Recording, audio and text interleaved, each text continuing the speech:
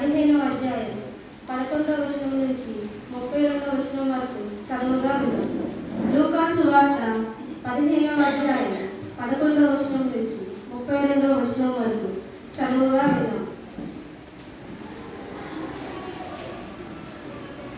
మరియు ఆయన ఇట్లనెను, ఒక మనుష్యునికి 2 కుమారులుండి, వారిలో చిన్నవాడు తండ్రి ఆస్తిలో నాకు వచ్చు భాగము నాకిమ్మని తన నండి అడుగగా అతడు వారికి తన ఆస్తిని పంచిపెట్టెను.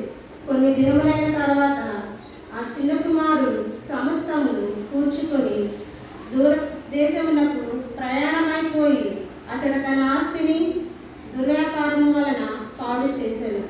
అది అంతయు ఖర్చు చేసిన తర్వాత ఆ దేశమందు గొప్ప కరువు రాగా వాడు ఇబ్బంది పడసాగి వెళ్ళి ఆ దేశస్థులను ఒకరిని చెంత చేరడు. అతడు పందులను మేపుటకు తన పొలములోని వాడిని పంపెను.